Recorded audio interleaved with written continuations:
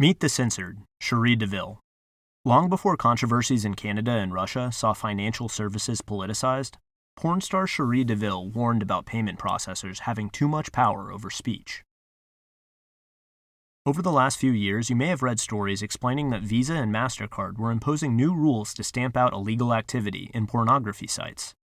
In these pieces, company spokespeople are often heard evincing concern about human trafficking or missing or exploited children, which sounds more than reasonable. Who doesn't want to stop trafficking and child abuse? As porn star Cheri Deville explains, the story is, and has been, a lot weirder than that. Because Visa and MasterCard hold effective duopoly status all over the world, controlling 98% of credit transactions in the UK, 80% in the EU, and over 70% in the US, no porn performer can afford to cross the rules for acceptable content the two companies have laid down, and those rules are beyond strange. Women are allowed to squirt, but we're not allowed to urinate, Deville says. We can't insert our panties into our vaginas anymore, because that's an object. I tried to use a carrot-shaped dildo. That's a problem, because that's an object too. But a phallic-shaped dildo is apparently okay. She shakes her head in amazement. The rules are completely nonsensical. Officially, terms of service use vague language like, MasterCard prohibits merchants from processing any transaction that may damage the goodwill of the corporation, or reflect negatively on the marks, or is patently offensive and lacks seriously artistic value. But porn performers have found that charges for whole ranges of activities are routinely declined under those general terms, leading sites to bypass content containing keywords ranging from sleeping to vampire fantasy to aliens to toilet to fisting to a whole list of other stuff someone in the credit industry apparently spent a humorously enormous amount of time pondering. Somewhere in the world's biggest financial companies sit offices where human beings, likely dressed in ties and loafers and dress suits, decide how many fingers may be shoved up a human rectum, less than 5 currently. Deville imagines a boardroom full of old white guys waving thumbs up or down to an endless series of acts. Yay to inserting identifiably phallic objects, nay to spilling red corn syrup on boobs, etc. That's just me using my comical mind to make myself sane, she says. But the story actually isn't all that funny, because the issue goes beyond the lunatic mass refereeing of sexual behavior, which is already bad enough. Deville, who also writes for the Daily Beast, has been warning for years that the power private monopolies and duopolies like Visa and MasterCard have accrued in the digital economy should worry everyone, not just porn performers, that this problem would soon pop up in other arenas. The general public should freak out that MasterCard now controls what they can and cannot watch, she wrote last year in a piece called Why MasterCard's New Porn Rules Should Scare Everyone. Today, they're regulating porn, but what if they start deciding what cinema and books we consume?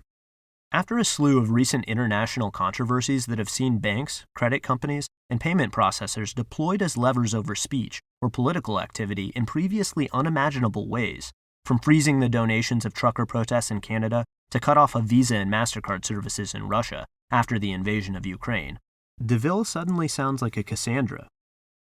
For years, as documented in this space, platforms like YouTube, Facebook, Twitter, and Google have been imposing more and more aggressive content prohibitions, eating away at the First Amendment as the speech landscape has increasingly become a single privatized space. Deville has also dealt with these speech bans on various platforms. Her experience having accounts frozen for uploading photos that would fly if a mainstream figure like Britney Spears appeared in the same pose should sound familiar to news videographers like Ford Fisher and Jordan Sheridan, who've had controversial news footage zapped while CNN or the New York Times have been permitted to use the exact same film. The same double standard exists with porn and mainstream entertainment. All of us sex workers trying to advertise on these platforms would abide by whatever rules they decide to put on us, but they don't apply those rules evenly, Deville says. We're specifically targeted, removed, and we're shadow banned from these platforms where mainstream counterparts are also selling sex on the same platforms. Deville, for instance, is opposed to even simulated underage content, but finds it odd that companies like HBO and Netflix regularly get away with airing shows that sexualize children in ways that freak out even porn stars. Those contradictions are bad enough, but Deville's experience also represents the next, more frightening level of speech enforcement, in which financial firms, perhaps at the behest of governments, act as de facto behavioral regulators. Visa and MasterCard, as well as services like PayPal or Apple Pay or Google Pay, have enormous theoretical power, not just over the boundaries of erotica, but over ideological preference and political behavior. The outlines of a carrot-stick social credit system built around such companies were visible long before it became financially unsafe to be, say, a protesting Canadian trucker, or an unvaccinated New York City welfare mom, or a donor to various Palestinian sites linked to terrorism, as determined in cooperation with UK lawyers for Israel, or a contributor, until he was acquitted, to Kyle Rittenhouse's defense fund, or any resident of Russia now. Deville takes no position on any of these issues, but implores people to think about who ultimately gets hurt most by the broad use of financial penalties. I'm not even going to talk about politics. I'm just thinking about human beings that have nothing to do with the bullshit that their governments are doing, she says. So we're going to take away stuff from their kids' mouths? We're going to remove their food? You think their governments give a shit? No. You're just hurting people. People. People. Nice, regular human beings. She pauses. How about remembering we're all just human beings, and our governments do some dumb shit? We saw where this might be headed as far back as December 7th, 2010, when Visa and MasterCard cut off services to the whistleblower site WikiLeaks, reportedly under pressure from the U.S. government. Seemingly, this was in retaliation for the site's release of 250,000 American diplomatic cables. A series of other private companies immediately joined in, with PayPal and Western Union stopping payments to the site, Amazon removing WikiLeaks content from its EC2 cloud, and the finance arm of the Swiss Post Office freezing the bank accounts of WikiLeaks founder Julian Assange. Even when the specter of a possible arrest of Assange on sex crime charges was raised, Forbes wrote then that this seemed like a trivial problem compared to the starvation diet that financial industry has implemented. These moves received some backlash, and WikiLeaks did at one point win a victory when an Icelandic court in 2012 ruled the two credit card companies violated contract law by cutting off donations. For the most part, however, the public shrugged at the idea of private companies working with governments to seize funds or deny services to groups or individuals who hadn't even been charged with a crime. WikiLeaks seemed an isolated case, but the war on porn hasn't been. The same concept of financial firms imposing restrictions that are much tighter than existing law has been going on for ages in this industry. Most Americans have consistently shrugged at this too, which to Deville always seemed crazy. The precedent should scare Americans, she says. These companies are not only dictating what you get to watch, but dictating what you can consume. How is everyone okay with that? After a few hundred years in which safeguarding the freedom to make unpopular or unconventional decisions was considered a core American value, particularly on the liberal left, keeping an eye on these issues was until recently considered crucial to the success of the democratic experiment. A huge chunk of our population has lost all appetite for defending the right to disagree, get consentingly kinky, or even think bad thoughts. Instead, there's new vigilance in the other direction. There's this whole culture of putting your moral choices on everybody else and being intolerant of discussion or choices that other people might make, Deville says. If you limit yourself to a box of people all saying the shit you're already agreeing with, you don't live in the real world. In the wake of Canada's invocation of its Emergencies Act and Visa and MasterCard ending services in Russia, Deville talked about her absurd and frightening experiences, the bizarre rules about what can be inserted where, and what she thinks the regulatory precedent credit cards set in her world might portend for everyone else. Taibbi. Financial companies are suddenly in the news all over the world, but you've been warning about this for a while. Why? Deville. Visa and MasterCard have been the bane of the industry even before I started talking about it. For us, this is incredibly old news, but now it seems like it's just starting to affect industries other than porn. Of course, very few people, if anyone, will stand up for porn. They're going to say, oh, we don't worry about what Visa, MasterCard, or the legal system, or the government is doing to sex workers. That'll never happen to us. It seems like that's changing now. Still, just because something's happening to a group of people you don't agree with, it's like I've been saying, the precedent is what should be important to people. Whether or not you agree with sex work as a profession, the precedent of our financial institutions having any control over freedom of speech, or becoming more important than laws and government, I think is a red flag in a variety of ways across the board that really have nothing to do with porn or adult content. Taibbi, aren't credit card companies just making sure no laws are broken? That's the argument. Deville, I've only been in porn 11 years, but for the entirety of that 11 years, the conversation of what we can and can't do on set has really had nothing to do with what's legal. No one's going to do anything illegal and try to sell that. No legitimate company would ever do that. It's crazy. The rules instead have everything to do with billing. Maybe, for example, you enjoy using the platform OnlyFans and one of your favorite kinks is urination. That's obviously legal. No one is getting hurt. Everyone is consenting. We've always had age verification.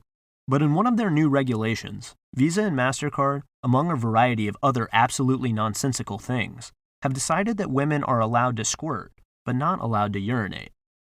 Now, spoiler alert, squirt, while very real, comes from something called the Skene's gland in women. Even if you have an amazingly hypertrophied Skene's gland, you're only going to get a tablespoon or two out of your Skene's gland. The only real reservoir for a large volume of fluid that a woman has is the bladder. So if you're squirting with any volume of any kind, it's urine. Basically, I'm allowed to pee on my bed, but I'm not allowed to pee in the toilet and show you. All of these things are crazy. How many fingers you're allowed to insert? What types of things? We can't insert our panties into our vaginas anymore because that's an object. I tried to use a carrot-shaped dildo. That's a problem because that's an object.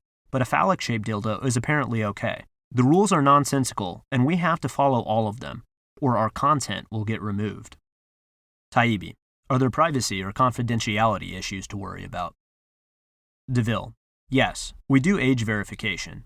As a business owner and the manager of my production company, legally, I'm responsible for having age verification and model release paperwork, and for storing said paperwork for the entirety of the time that I own the content, and for being able to provide that paperwork during any auditing situation.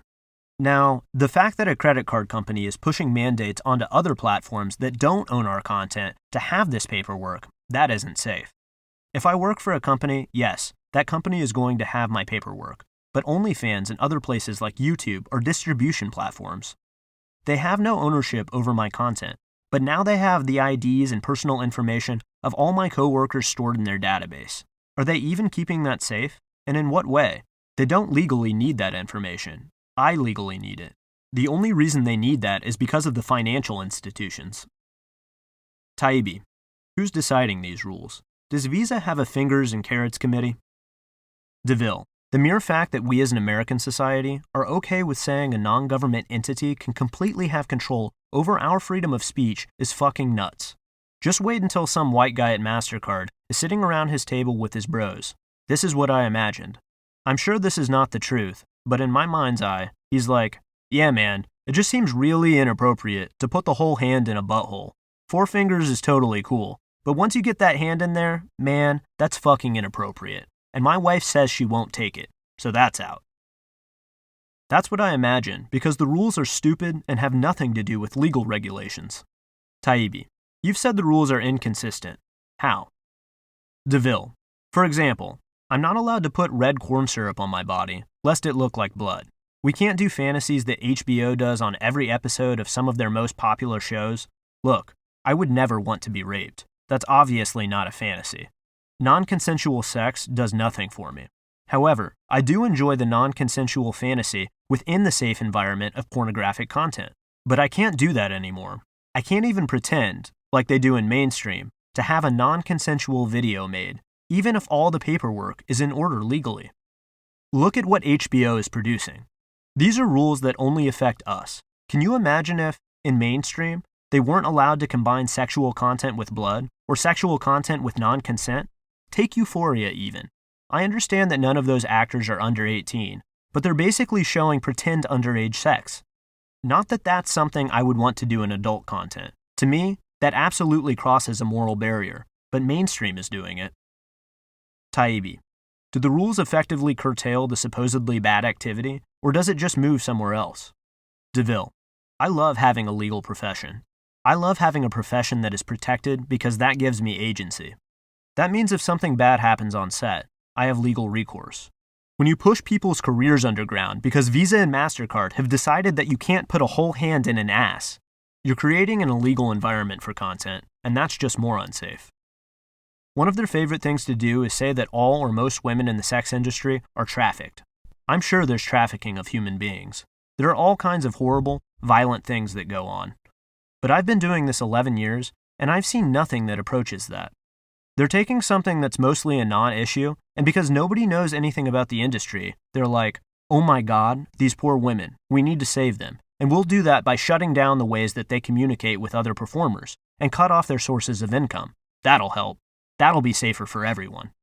Taibbi, when was the first time you worried about the precedent of giving these companies so much control? Deville, to me it was always like, how can you not have that thought? If you made bagels, and Visa and MasterCard suddenly decided bagels are fucking disgusting and inappropriate, and we will never process a credit payment for a bagel again, you fucking monsters, people might be like, excuse me? The bagel people for sure would be up in arms.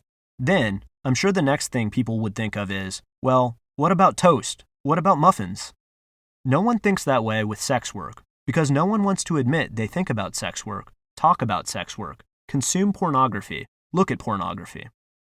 It's so taboo in our society that even conversations about serious things like capitalism or controlling freedom of speech, when it happens to us, they're going to sweep it under the rug because, well, we deserve it.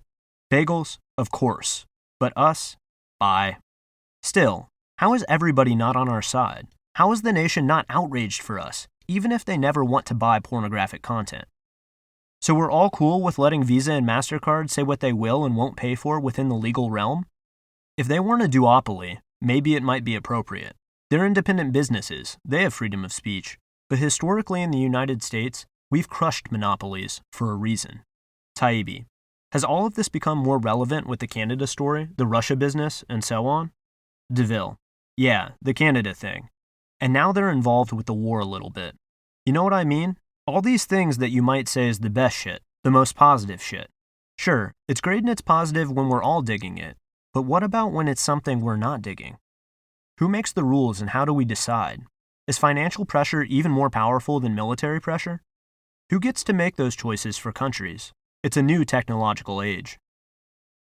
I'm not saying I know the answers to any of these questions. I do think, as a society, we need to make some choices before we're in a pickle where we're like, oh, I don't like what's happening here. It'll be too late by then. The consequences are dire. Taibbi, porn today, ideas or political associations tomorrow? Deville, anything, candidates say. I'm just making shit up, but maybe some country has a political candidate everybody hates, right? Now Visa and MasterCard are like, we're shutting off billing to that country until you guys get your shit straight. That's what we're doing now? Did the president check off on this? Because that is a powerful fucking move. You know what I mean? Again, not pretending to have the answers, but we live in a digital world and these huge companies have power akin to the governments of some countries. Are we going to control this power? Whatever the United States decides, we decide. But I think we need to be aware of what we're deciding on, and not just say, oh, well, I don't know, until something really crazy happens. Because look, they're chipping away. You see they're doing more and more and more. At some point, it's going to really rub people the wrong way. What about the precedent set by all these choices that they're making now? Just because you like it now isn't the point. What about when they do something you don't like? You can't just be on this bandwagon because you agree with it at the moment. Taibbi, there seems to have been a sea change in attitudes about these issues. Once, a movie like The People vs. Larry Flynt was popular with liberals because the principle of standing up for free expression was understood as a core American idea, even when the target was someone like a porn mag publisher like Larry Flynt. Deville, a core American ideal, yes. But even Larry Flynt had a shit ton of money, enough capital to fight that fight on his own. The days of having 3 people in charge of most of the money in the adult world are definitely gone, which is better for the performer, but that does leave us with a vacuum on defense. I feel like this is just as big as what he was fighting for, but there's no multi-millionaire willing to throw millions of dollars at a project that helps all of us. Instead, there's a lot more support for what I call the morality police. There's a whole culture of putting your moral choices on everybody else and being intolerant of discussion or choices that other people might make. I'm 43. Growing up, I voted on both sides of the aisle. I've talked openly with friends and family about politics with no consequences. But the past 4 or 5 years, that has not been the situation. You can lose friends over political beliefs. Like, come on. Not many people can say, oh, I'm independent, I'm undecided. Everyone says, I'm this, and it means a lot about my personality. Instead of, I just made this financial choice. Or, this guy believes in something I also believe in, so I'm going to go with him this year.